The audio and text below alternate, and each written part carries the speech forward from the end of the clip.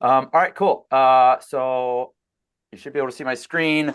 We're going to be talking today about why you should run agents inside your CRM. By the way, I posted about this last week and it was hotly debated, I would say. There was some strong opinions, so I'm excited to get into that today. Um, First thing, just for anybody listening, this is recorded, so I'll send this out if you registered on the Luma. I know we changed it last minute yesterday, so I'll send out that recording to everyone. So don't worry if you have to hop off at the 30-minute mark. We'll go through intros in a second here. We're going to go through, I want to show, I came up with like 9 agents. Some of these are like templates out of the box in Clarify. Some of them are like, you can sort of like, I don't know if this is the right terminology, but like fork an agent. You could start from scratch and build your own agent. So we'll talk about that. We'll talk about sort of this debate on agents on top of the CRM or living inside of the CRM. We'll build an agent live, which will be fun. I've got a few questions, and then if there's any questions from the audience, we'll go through those as well. So without further ado, let's jump into maybe Patrick, if I can kick it off to you. By the way, I run the Signal. It's a newsletter showcasing AI GTM, exploring this space. I think about it as just like exploring the space publicly. But Patrick, let me kick it over to you, and maybe a quick intro will be helpful. I'm very excited to be here. And yeah, everyone, my name is Patrick. I'm one of the co-founders here at Clarify. We've been working on Clarify for about 2.5 years. We're 27 million in venture capital. The team's 30 strong at the moment, split between Seattle, San Francisco, and remote. Very excited to be here and excited to show you what we've all been doing on the agents launch here as well. Thinking about how we can help teams automate as much of the work that they can do on the back office side of go to market so you can spend more time working with your customers. Love it. And pass the puck over to Andre. Thanks, Patrick. Yeah, Brendan, really nice to be here. Thanks for having us. Hello, everybody. I am Patrick's kind of part on the engineering side. I've known Patrick for almost 15 years now. We go ways back, and this is our third company together. Very excited to be building it, and yeah, excited to get into the details on the topic. Amazing. Yeah, and you guys have, we'll get into this in a minute here, but you have a very interesting background in my opinion, on like sort of the data architecture. Some may say the boring stuff or the unsexy stuff. I think this is like in the AI era, the most important stuff, which is sort of like the data architecture. So yeah, y'all have worked on, in my mind, like in hindsight, it's very obvious that you would be working on this product today. And so yeah, we'll get into that in a minute here. So um, we'll go through a few things. I just want to, we won't go through all of these, but I just want to set the stage a little bit up front and share kind of 9 examples of agents that you could run inside your CRM. It's sort of like endless. Actually, one of the things uh, that I ran into when I was building an agent inside of Clarify was this idea of like, as I was building it, I was doing like this post call summary to Slack, which is the first one on this list here. And I had just like a very specific format. I wanted it to pull from specific areas. I wanted it to push to Slack. Um, and the agent built it very fast. And it sort of was like this moment like my honest reaction was like the bottleneck is no longer technology, it's creativity. That was my reaction in building that agent, which is like both awesome, I think, if you're Clarify, and sort of overwhelming because you can kind of build anything. Yeah. And so I just like to show like these are the types of things that you can build. I put these into 3 buckets. I don't know if you guys would have a better way of categorizing this, but it's sort of like this capture and hygiene thing, proactive alerts, and then autonomous action, which is sort of like, I sort of think about this as like you kind of want to go on this journey. You'll probably have agents running across all 3 of these buckets, but eventually you want to have things in my mind that are proactively helping you out, proactively spotting a deal that might slip through the cracks because there's not the right champion in there or whatever that might look like. So let me just pause here and see, Patrick or Andre, if either of you have any reactions to this. And then I'd also love to hear like I know you guys just launched agents, but like, are there any early trends that you're seeing with customers or any interesting insights in working with customers? I think, Brendan, one of the things that you were touching on is kind of more of this democratization, right? It's really easy to build an automation with agents, right? Like what previously would have required somebody to go to the RevOps team or sales ops team to go build an automated workflow. You might have like a 1 or 2 week turnaround time on that. Somebody's gonna have to jump into Apex or go jump in a tool like Zapier to get this thing set up. Right, like now anybody can kind of just describe in natural language what they're trying to achieve, and Clarify is connected in all the different systems that they use, right? So if, as an example, you want to post call summary to Slack, right, we're already connected to Slack. We're already your call recorder, so we can easily do that in a matter of less than a minute to set up that agent, whereas that would have required a lot of kind of hand holding and systems level access that you might not have had previously. Yeah, one of the other questions I had, I was going to ask you in a little bit, but maybe just quickly we could touch on it. Like, do you see should everyone be building agents? Like, what are you seeing on the front lines? Is an SDR going to be building an agent? Is it just for RevOps? Is it a GTM engineer? Like, how do you think about who will build agents? Like, who is building agents today? And like maybe, I don't know, as far forward as we can go, maybe 12 months, like who will be building agents? Yeah, I think on the early adopter side, there's a lot of people building agents. I think you're going to run into the situation where, like, because of tools like Claude, right, like everyone feels like they're a builder now, right? Like Claude has basically enabled everyone to be a builder, whether it's go-to-market systems building, whether that's product building, you name it. And so I think the new world that we look in is everyone's going to be building things to try to help automate the work that they're doing, right? And we're wrapping that in, kind of this terminology around agents. Right. And I'd say previously, like, a lot of these tools and systems were kind of compartmentalized to a few people inside of an organization that can build these. And now we've kind of democratized access to these tools.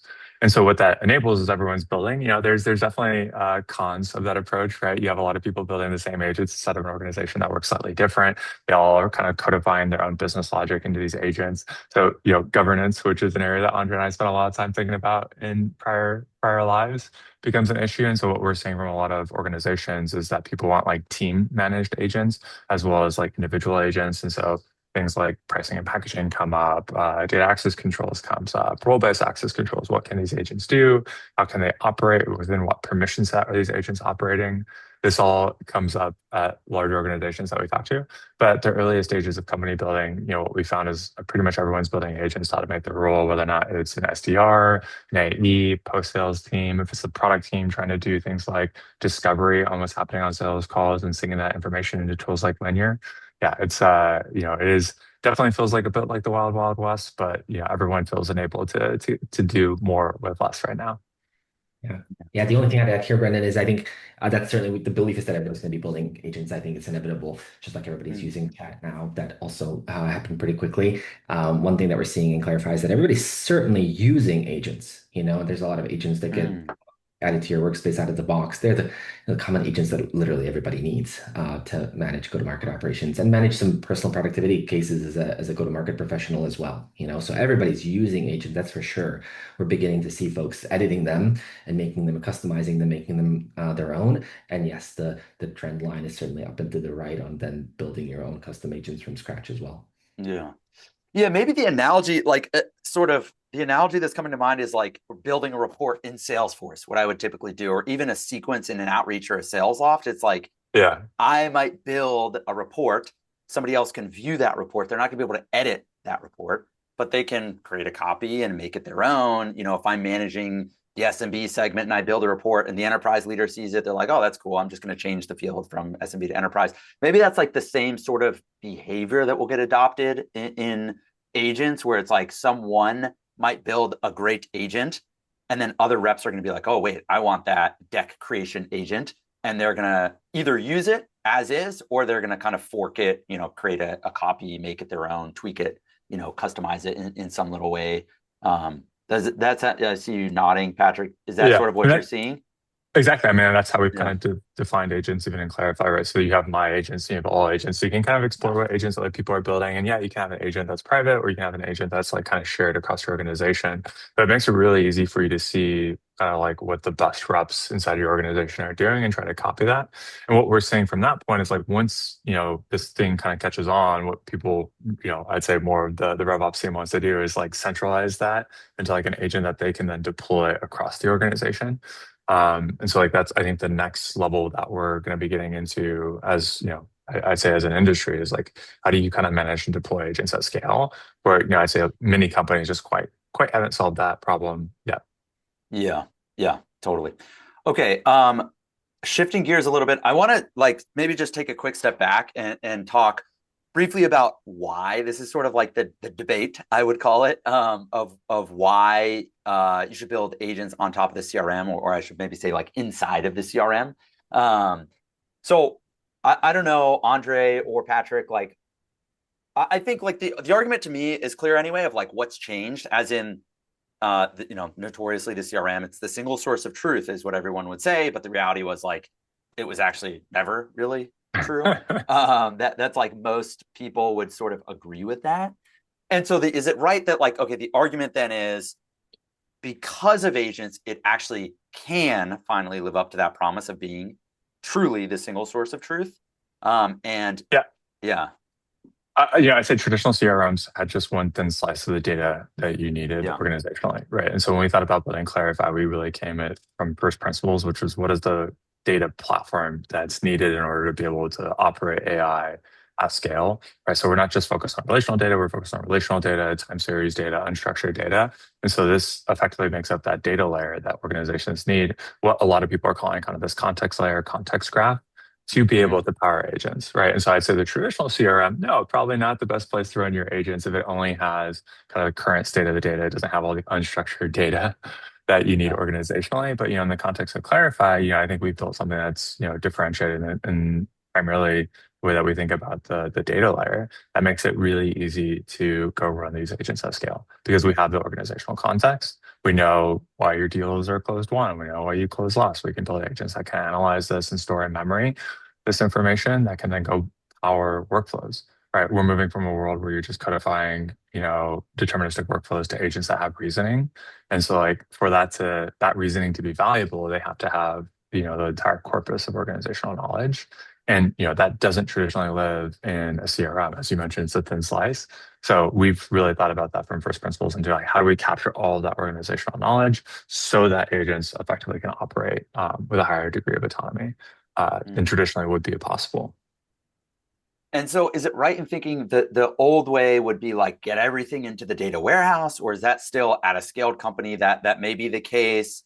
Does Yeah. MCP, like how does that play in here? It's like your Stripe data or your product usage data, like that may not all be in the CRM. How do you think I mean, about this? for us, we're effectively a data warehouse native solution, right? So like we've defined Okay. it where if you want to pull in data from Stripe or Intercom or other sources and coalesce it all in one place that our agents can access to, yeah. And like again, our agents can access data that's in the CRM. You can make a third-party MCP call to another system to access data. You don't have to move the data to Clarify. We went through this, the modern data warehouse kind of movement 5, 6 years ago, where Andre and I were kind of playing in previously with our previous company where everyone was trying to centralize the data into Snowflake and Databricks. And then we went to like this data mesh world where it's like, oh no, like you're not going to be able to centralize all the data into Snowflake. What you actually want to do is create a mesh across all the different systems that you have to be able to cross query across different systems.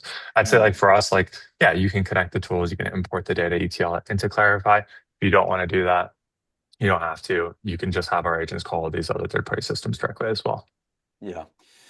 Okay, so where are we at? So I agree. We try to centralize in the data warehouse, then the mesh, and then where do we stand today? So you're saying now we're at a place. What are you seeing as sort of like the best practice today? I still think having all the data centrally located is probably the best practice, right? Yeah. It's just easier. It's easier to cover, and you can see what's all there. And like for us, when an agent's writing a query on top of our managed data warehouse for a customer, it's a lot easier than having to go make a third party MCP tool. It's a lot cheaper Yeah. as well, and just quicker and more reliable. So like generally for us, like we want people to centralize the data into a solution like Clarify. We're basically managing a data warehouse under the hood for all of our customers. Yeah. But there's cases where that's not going to happen, and so we have ways to be able to call or read data at rest and other third-party systems Yeah. via MCP tool calls. But yeah, it's not. I would definitely say it's not a perfect solution. We also can do code execution in our agent, so we can call third-party APIs, which generally is a little bit more reliable than what I consider a tool call. So yeah, I mean, we try to push people to consolidate. Again, that's kind of like, there's a switching cost associated. There's just a lot of work. So sometimes it's just easier to call that data in other places. Yeah. And by the way, I think the other thing that is, I haven't heard many people talk about this. Maybe you've talked about this before, but like the advantage to putting it in the CRM is back to the point that you mentioned of like democratizing data. If that data all is in the CRM, then a rep or even a sales leader or an ops person like can actually access that data and build on top of that data. Yeah. build an agent on top of the data versus in the other framework of like, oh, it all lives in, whatever Snowflake, like rep very well may not even have access to Snowflake. So they can't actually build anything on top of that data infrastructure. Yeah, I think eventually with Clarify, like we'll be able to query data directly at rest and Snowflake without you Yeah. having to move the data into Clarify. So like the way that we designed our architecture is to be warehouse native and zero copy from the Yeah. beginning. But for most companies that we work with, they don't necessarily have Snowflake or Databricks set up. So like we're Yeah. not, we're managing that kind of for them.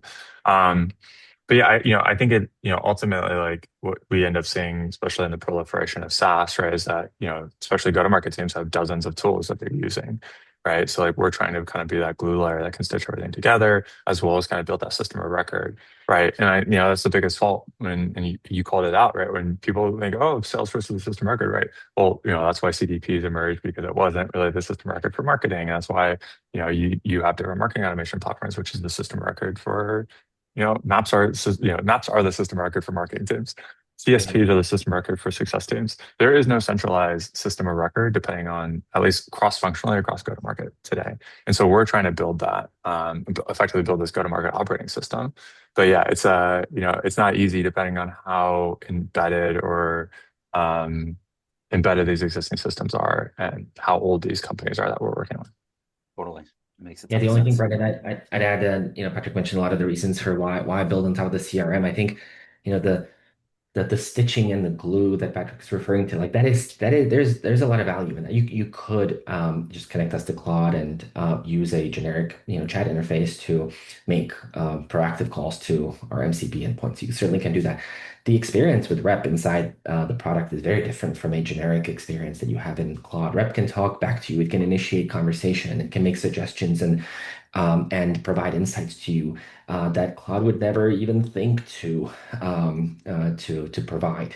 There's a lot of context and kind of knowledge embedded in the system prompt that powers, a go-to-market specific, go-to-market customized chat interface, and that's what you get when you're doing the running the use case in a tool that's been designed for that use case.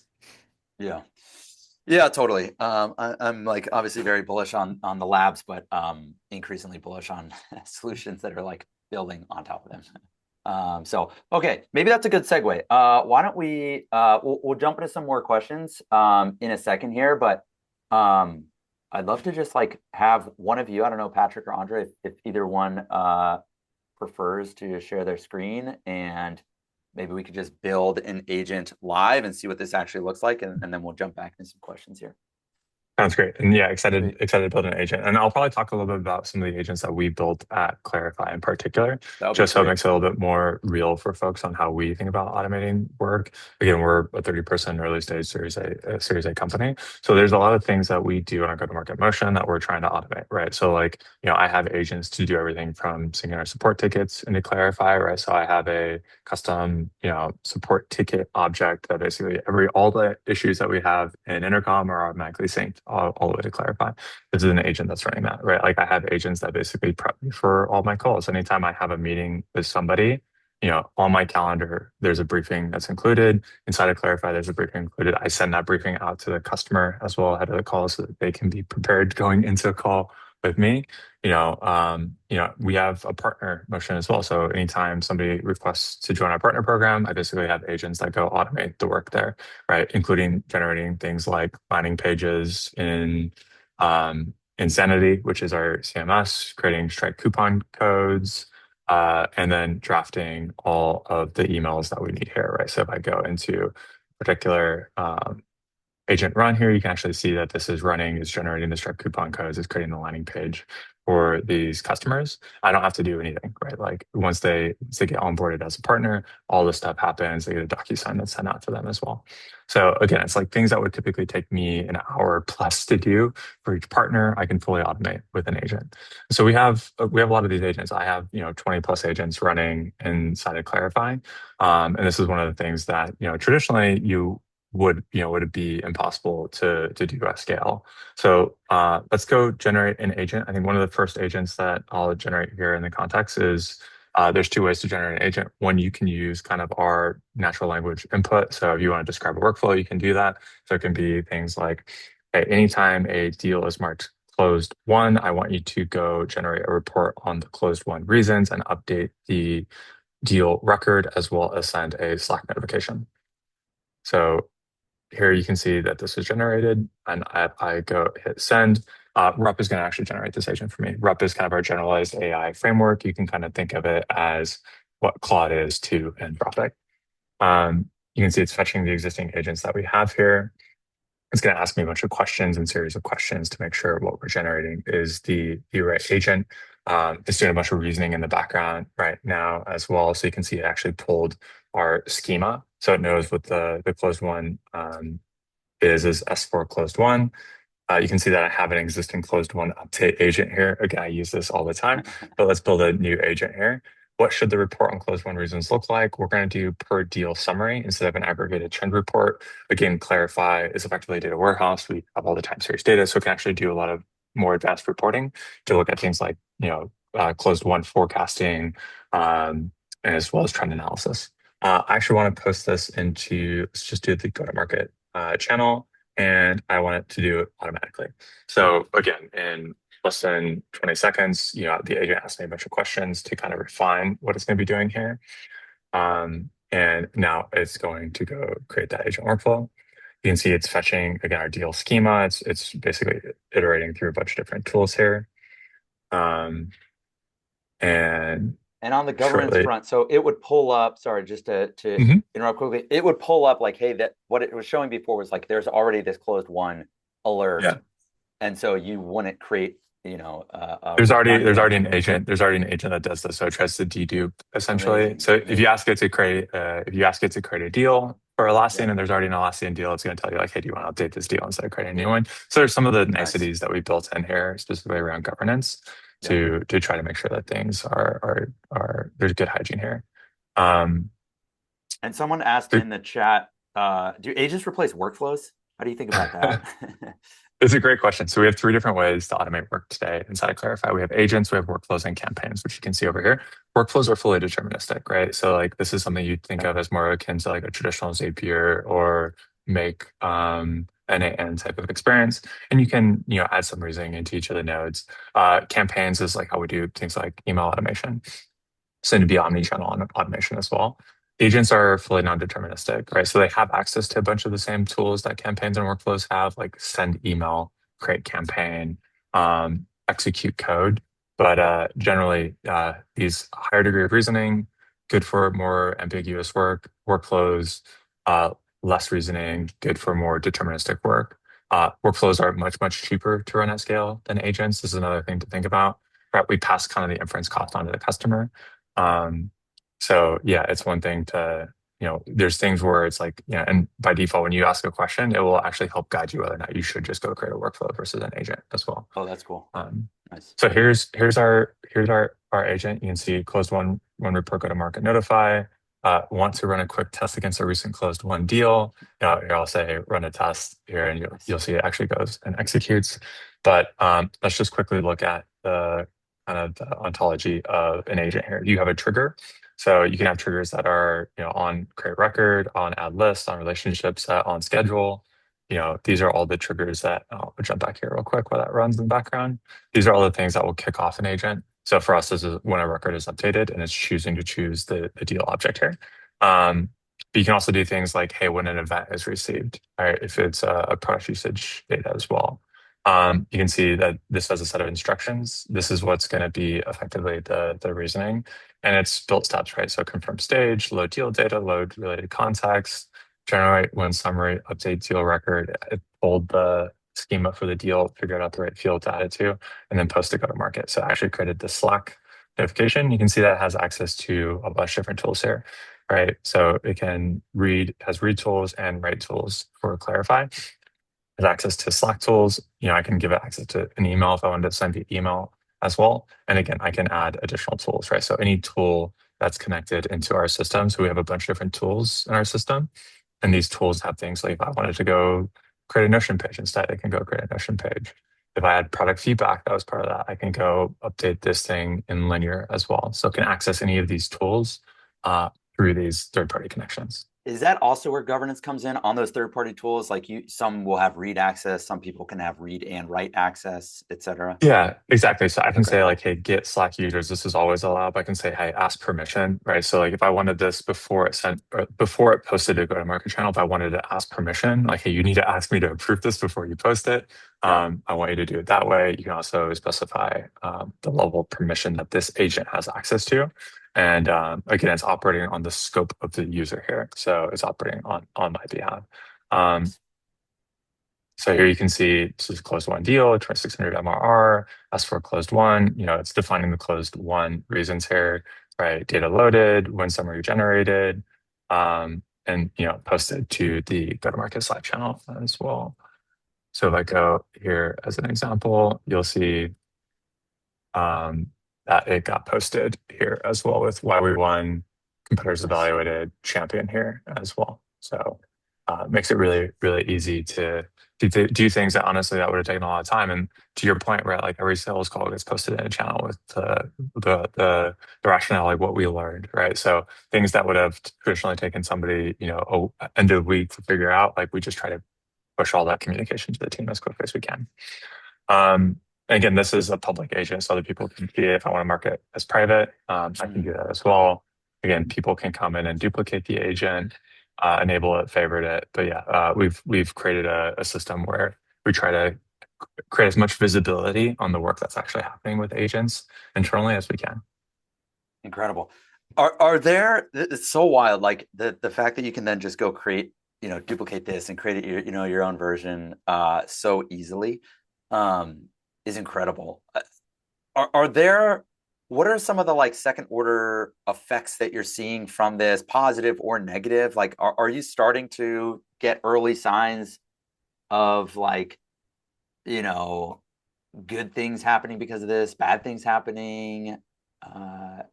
Yeah, how are you? I think there's a lot of things that traditionally would have been fairly human intensive that people are automating, right? So like we have this lead finder and campaigns functionality, right? So people are building Yeah. kind of BDR, SDR agents now. And we have this whole notion of like company context built into the CRM. So we know who your ICP is. We know why you win deals. We know what messaging you have. We know the collateral that you have, the case studies, right? So like this contact center concept allows us to go draft more hyper-personalized emails and outreach. Some news coming down the pipe, but eventually I think signals is going to be a big key factor as well, which is how do we do more contextually relevant customer communication, or like how do we know the not only do we send the right message, but the right message at the right time to the right buyer.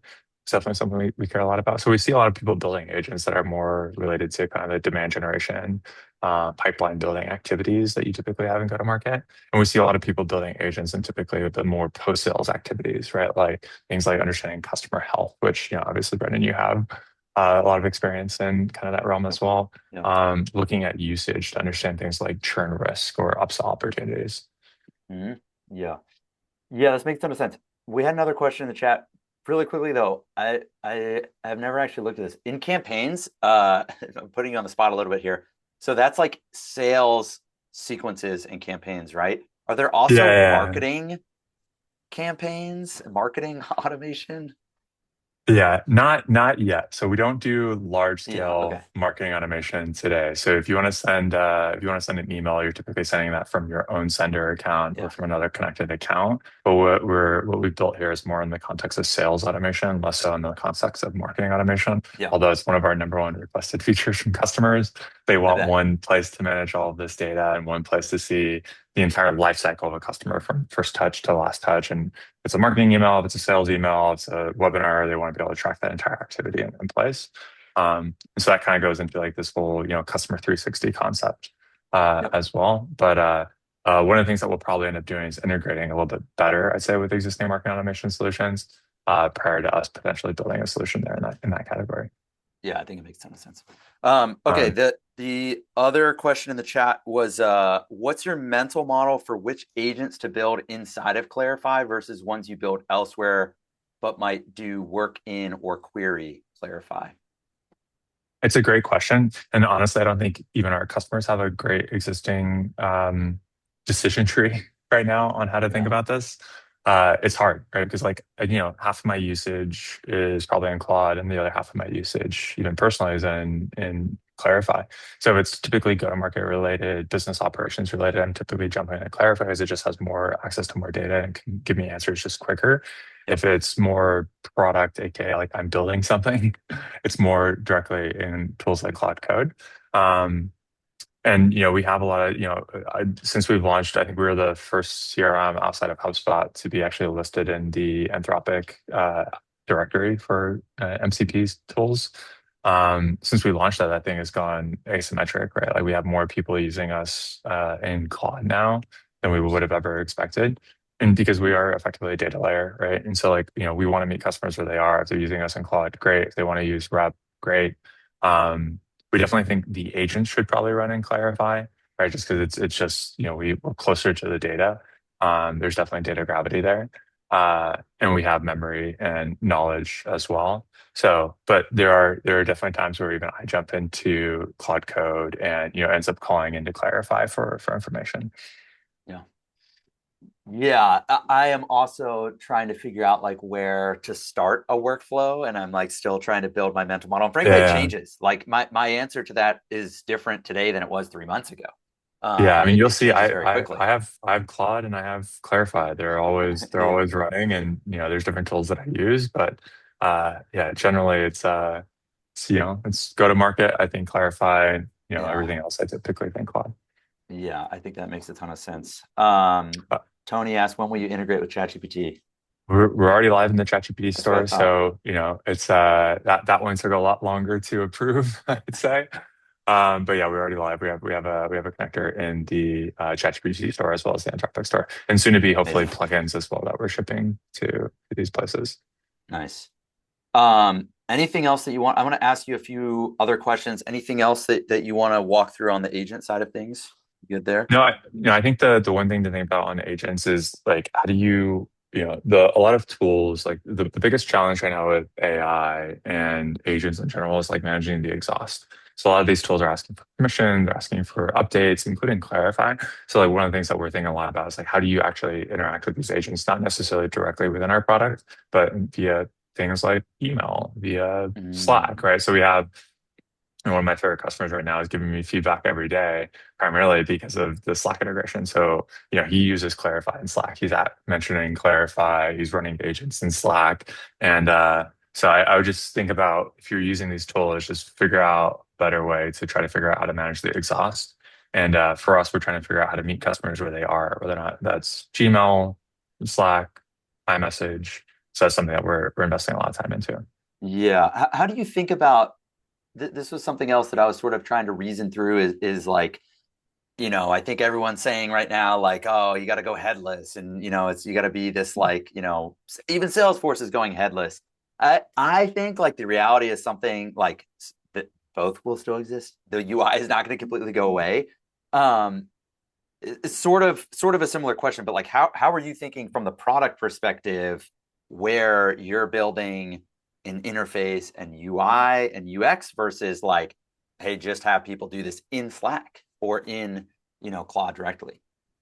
Yeah, my strong belief, and I know this might be a little heretical a bit, but like I think of the solution that we're building at Clarify as both omnipotent, omniscient, and omnipresent, which means that we have to be Mm, everywhere that a customer is at. We have to know all and be all powerful, right? yeah. And so for us to build a solution like that is like, yes, like if customers are going to use this headless, like, great, like we're everywhere. It doesn't matter. Like you can use this in Slack and ChatGPT and Claude, great. If you want to use this in some other agent builder, great, right? We can be that data layer and that memory layer for your organization, right? Yeah. We have to be all knowing. We have to have the context, right? Like context is king here. And then we have to be all powerful, right? We have to be connected in all the different systems so that we can orchestrate a lot of the automations and work that people are trying to do, right? And so, like, there's definitely an overlap between the foundational model companies because, if I was to think about Anthropic right now, they're trying to be omniscient, omnipotent, and omnipresent, right? They're trying to go after everything as well. So, but for us to win the market, I do think these are three things that we have to think about quite a bit. Yeah. I also just think it's like the sort of like productizing best practices. I look at like the agents that you're building and the templates. It's like that's you're very much so like to vertical to some degree. And Yeah. I think that's like very different than like Anthropic and you know, Yeah, I think what we see in Cursor and OpenAI. the foundational model companies are trying to become more verticalized over time, right? They're investing in more verticals, right? You see this across both OpenAI and Anthropic. I mean, for us, like we obviously think about the workflow for sales and go to Yep. market every single day of our life, right? Yep. 24/7, whereas that's not necessarily what companies like Anthropic are thinking about. But if you look at the market sizing and their ambitions to not just be $1 trillion company, but the biggest company that's ever existed, right? They will have to go figure out how to get that expertise in house as well, and how to think a little bit more about it. So I think it's just a matter of time. But this is something that we obsess about. We obsess about go to market every single day. This is our bread and butter. So yes, we do have good out of the box templates. Yes, we think about testing our agents like we would features. Um, but yeah, it's there's definitely a high degree of overlap. Are you also guiding people in the decision of like what should they build? I mean, again, this is like sort of like analysis paralysis when you get into the agent builder. It's like, oh, I can build anything, but it's sort of overwhelming. Or obviously, I'm sure you're not like doing full on like forward deployed engineer stuff, but like I think you sit in a unique position to be able to guide people in how they're thinking about what they should build inside of Clarify. Yeah, my favorite thing here is like people process and technology, right? Technology is like always like the last one that we typically talk to. So like while we don't Mm, necessarily say we have a forward deployed team, we do have like a go-to-market engineering team, right? And that's both internal as well as external. So we have two people who would traditionally be considered like sales engineers, right? Other organizations who come in and help organizations get successful. If you're coming from a tool like Salesforce or HubSpot or another legacy CRM provider, right? Like the mental model doesn't necessarily match one for one, right? We're not trying to recreate what existed in the rearview mirror. We're trying to create the future of what, go-to-market technology should look like. And yeah. so there is some, matching of what did they do to how they should do it and clarify. And so, yeah, like we do lean in there to help customers get successful and help set up agents, figure out what the data model should look like, what integrations should they set up, what workflows should they set up as well. And I do think that our most successful customers, we've done a really good job there. But we are also self-service products, so many companies can get up and running without ever talking to us. Um, but yeah, it's the ones that I tend to enjoy are the ones that we spend a ton of time, which is like reimagining what their business should look like in this post-AI world. Yeah. Are there examples of agents that you've seen or even just conversations, maybe like product feedback that are like surprising of like a use case that you're like, oh, I never would have thought about that. That's like a very creative solution. I'd imagine you also have like a front row seat to these types of things. Yeah, I mean, like, I think some of the like people are automating a lot of work, right? Like, people are automating a lot of the content generation from Clarify because we have all the unstructured Mm, data as well, right? So, like, some of the agents that we see people doing are like they're building their LinkedIn content calendar from all the data in Clarify. They're building they're rethinking about what their ad budget and ad allocation, like ad copy, based off like the conversations that they're having with customers, right? So, like, there's mm, people building these agents because we have access to all this unstructured data or semi-structured data as well, that they're not just thinking of it for like, hey, managing my pipeline, but how to go do better advertising, how to write case studies from customers. Um, so like, yeah, I think that was unique in the sense that like that data gravity, I think what we had a really strong conviction around it is that, what we're saying is that the CRM isn't just used by the sales team, it's used by the rest of the organization who really wants access to this data. yeah.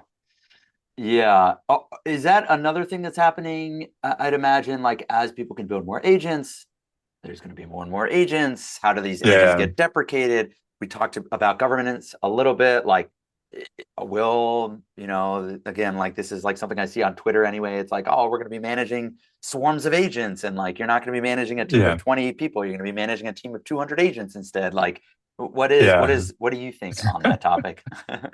Wait, Andre, I would love to get your take on this. But I mean, we even talk about this even for our internal team, right? Like, when Yeah. the software engineer, how many agents can they manage? Right. Um, Right. it's I do think that this is kind of a hot topic right now in industry for sure. I think for us, when we think about agents, right, what we're trying to do is build really good guardrails, right? So if you build an agent, but it's actually not providing value, how do you deprecate it? Right. And AI is actually really good at like doing some value analysis, right? Like I built a value analysis agent to like look at all the agents that we have running because these agents cost money, right? And like, Yeah. are they actually delivering value? Should we deprecate them? Should we optimize the agent? Right. So like, we're trying to build a self-learning, self-driving system, right? So Yeah. the system should get smarter the more you use it, and the system should effectively fine-tune itself as well. Yeah. Um, and so governance should be baked into that in my mind.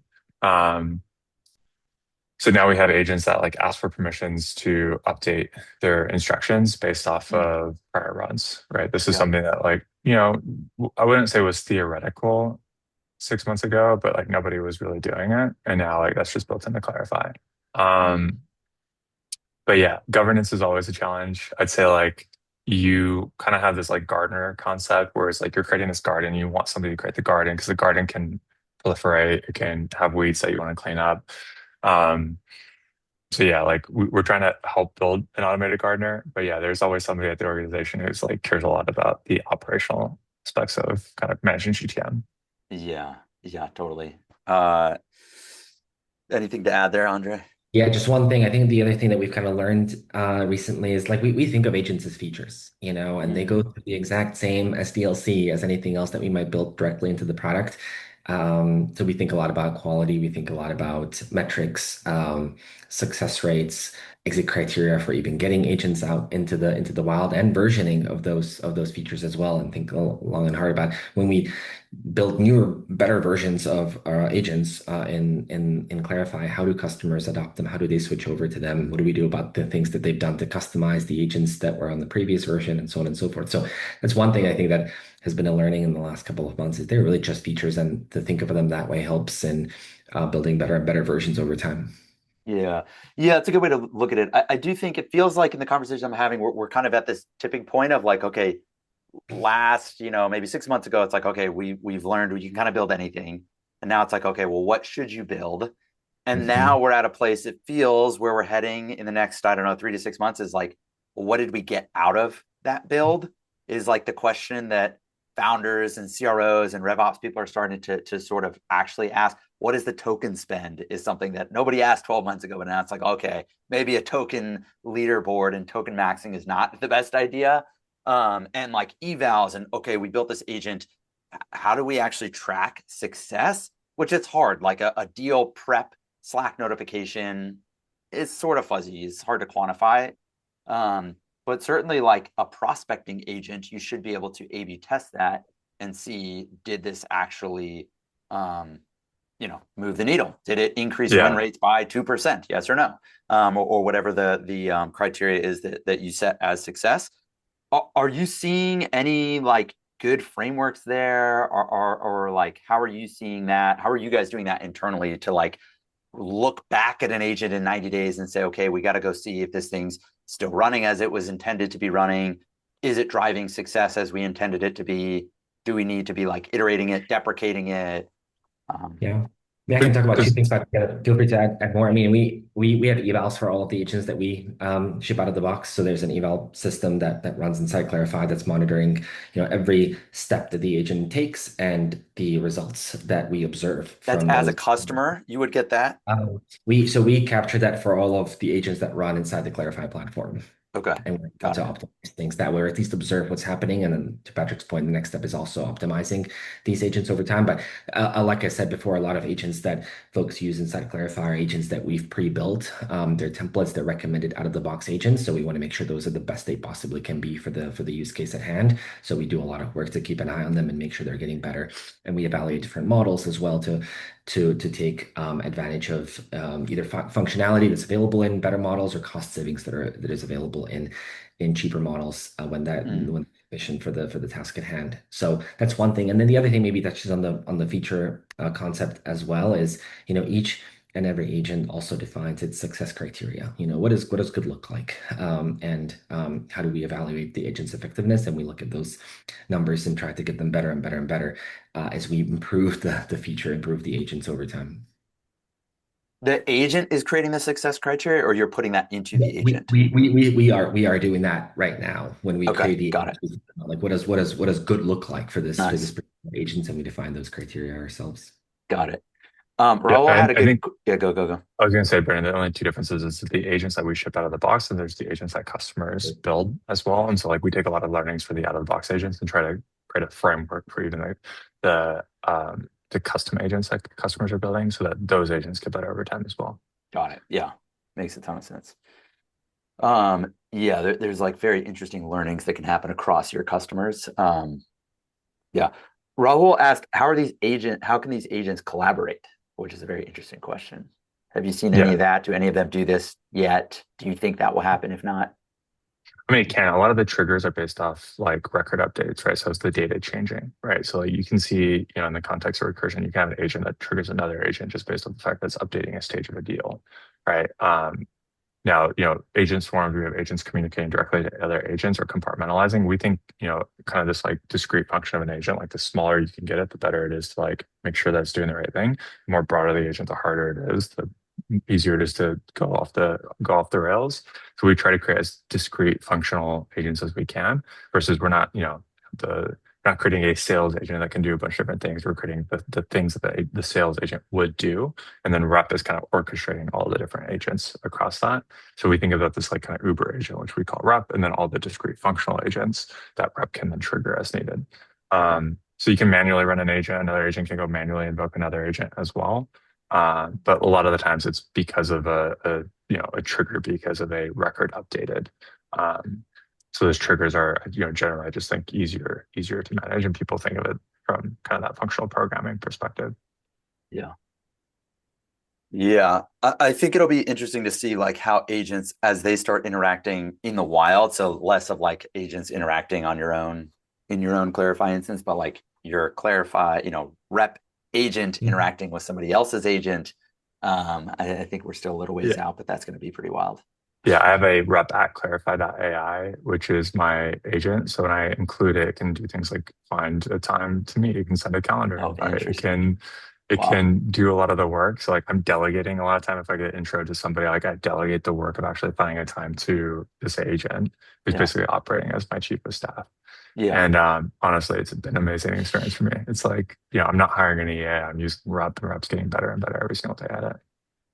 That's crazy. That's crazy. Yeah, it's to me, rep is like, okay, this is like my sales assistant, but it's also the agent builder. I like the analogy of like, AI as an intern, fine, but actually what you really want is a chief of staff. Again, it's like Yeah. moving from I'm asking it to go find something for me versus it is proactively coming to me like an executive would and say, hey, win rates are dropping in Mhm. EMEA. Here's why I think it's happening. We should get ahead of this before quarter close or whatever.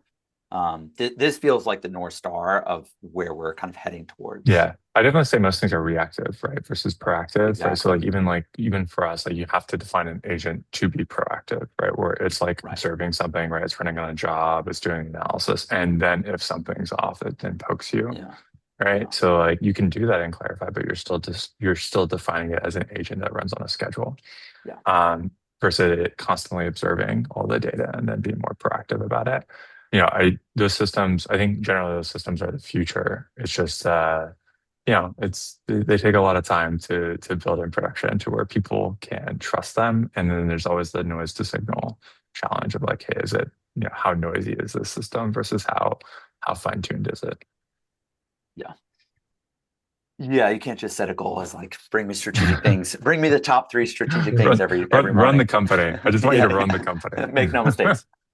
Exactly. Uh, okay. I had another kind of weird, wild question. And maybe it's like not a good idea, but I've always thought about like actually I used to think about workflows and now it's agents that would be like portable that I could take with me. I feel like the thing that RevOps has never had that software engineers had is like GitHub and you can commit code to a repo and like that's sort of like public. It's sort of like a resume in my mind. It's like, hey, this Yeah. is my proof of work. Um, and RevOps, like I build in my own little systems, but I can't really show that. And they're sensitive. There's good reason for it. There's sensitive data, whatever. But like, I wish there was a way, and maybe agents is a path for this, where like I can build an agent, I can iterate on an agent, I can make sure that it's great shipping, it's getting good results. And then I can even take that with me. It's sort of like a portable thing that I can take to my next company. Is that, but again, like maybe they're so easy to build, you don't need to take it with you. Um, No, I think there's a lot of things. Like one of the things that we're working on is this like kind of agent marketplace. So if you go to our website, yeah, clarify.ai/templates, there's a bunch of templates today, and most of those templates are yeah, published from Clarify. But eventually, we want people to be able to publish their own templates to yes, that, and then you can reuse it across workspaces, right? So like this whole notion of an agent marketplace is something that we think a lot about. It's still more for us to build out there. That whole publish flow is still very manual in our process yeah, on our side to be able to publish an agent. Um, but yeah, it's funny. The biggest disappointment I ever had is when I left Amplitude and LinkedIn Sales Nav deleted all of my lists and my curated contacts. yeah, And yeah, yeah, we definitely don't want that to be the case with Clarify, where like there's things that you're doing, workflows that you're building, or agents that you're building, being able to manage that as code is definitely something we thought a lot about. So like everything in Clarify you can do via an API. You don't have to use our UI, right? So like workflows are a DSL, right? Agents are effectively a DSL as well, right? It's a set of instructions and triggers. So you can pull all that stuff down if you really do want to manage that as code. yeah, Or you can publish, as an example, the agent to the marketplace, and that's going to live in perpetuity. yeah. Um, If anyone listening has any questions, feel free to put them in the chat here. We had another one. How do we see agents that other companies have built? That's /marketplace. /templates. Yeah. So Templates. clarify.ai/templates. Okay, Yeah. perfect. Yeah. We don't have a ton there yet. I think this is an area for us to go spend more time getting people to publish more agents. Yeah. And that's definitely something that we're going to be investing more into. But if you have an agent that you want to publish, if you come up with a very unique use case, just send us an email, patrick@clarify.ai. I'll work on getting that published with you. Nice. Yeah, you guys published the one that I built, the post Correct. Yeah. call summary to Slack. Yeah. Yeah, this is cool. Yeah, this should exist. What else do you guys want to what have we not talked about that is interesting here as we've got 5 minutes left? So anything else that we have not covered that you think is worth bringing up? I think, when I think about agents, a lot of it is centered around the data, right? Like what data Yeah. does it have access to read, and then like what tools or what actions can it take, right? And so like for us, like we're spending a lot more time working on integration, so it has access to more tools outside of MCP. We're spending a lot more time on integration so I can access other data or import other data into Clarify from other types of systems. When we think about building an intelligent application, really the biggest constraint that we have right now is just like the number of connectors to get data in and then Yeah. the number of things that that agent can do on your behalf, right? Which is just work automation. Yeah. So big updates coming from us on that side. Also, just thinking about like how we exist within an ecosystem, right? So, folks on this call, like you likely use, half a dozen other tools. So if there's tools that you use that we don't integrate with, let us know. We definitely want to prioritize that. If you have another CRM, like we're trying to think about like, hey, how do we interoperate with companies at larger stage that might be using Salesforce or HubSpot? So I do think there are some things that we're doing that will make that easier. But yeah, let us know if this is something that you're interested in, if we can help you. Yeah. Amazing. Well, I love what you guys are building. I think there's like just 100 different directions that this is going to go. Yeah. And I'm excited to see which paths you guys choose to go down. And yeah, at the end of the day, I think the thing that is uh both obvious and magical is like, yeah, you're just taking more work off of reps' plates to be able to let them sell, to be able to actually do the human stuff. Yeah. So I'm very much I would be so a happy. fan. I'd be Yeah, happy if 100% of my time was working with customers and not having to do all the back office admin that you typically have to do. So we're trying to build that at exactly. Clarify, and Yeah, agents is one step in that direction. yeah, yeah. Andre, anything else in closing to mention here?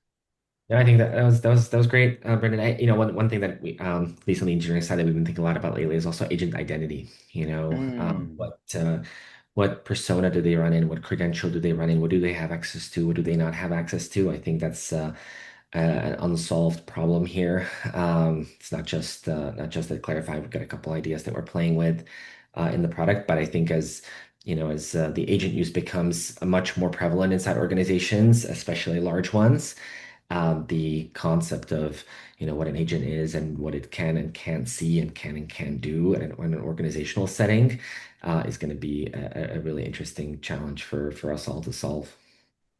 Yeah, exactly. Once it starts doing more things on your behalf, yeah, being able to like, I can even think about Patrick, the example you gave of like find time for us. It's like, how do I, if you sent that and CC'd that rep, like, Yeah. how do I know that that's legit? Yeah. What access do I want to give that rep or Yeah. not, that agent or not? Um, Even I payment mean, stuff is very interesting to mhm. me. And like Manny Medina, who started Outreach, Yeah. started Pay.ai. paid.com. Yeah, Mhm. paid.ai. Like I think that whole world is very fuzzy and interesting. Yeah, I think when you run into like even agent to agent communication, right? Because it's like, when you look at like cal.com or Calendly, right? It's like it's Yeah, not a human that's going into scheduling it. So you either have to get tools like computer use, or it's like my rep is talking to your rep and it's just finding a time that we both work on. And then it's like, how do you move that conversation off the thread, right? Like I think yeah, this is, we're not that far away from that. totally, totally. Awesome. Well, Patrick and Andre, I appreciate you guys taking the time to chat with me today. I'm very excited to see where this continues, and I'm very excited to continue to use agents inside of Clarify. If folks want to check you out, I assume hit you up on LinkedIn, go to the website, anywhere else you want to point folks. LinkedIn, our website, clarify.ai, or just email us either at patrick@clarify.ai or andre@clarify.ai. Perfect. Yeah, very excited to chat with folks. So let us know if we know. Awesome. Awesome. Well, thank you guys for making the time. I appreciate it. Thanks everyone for joining us today. Have a great rest of the Everyone, day.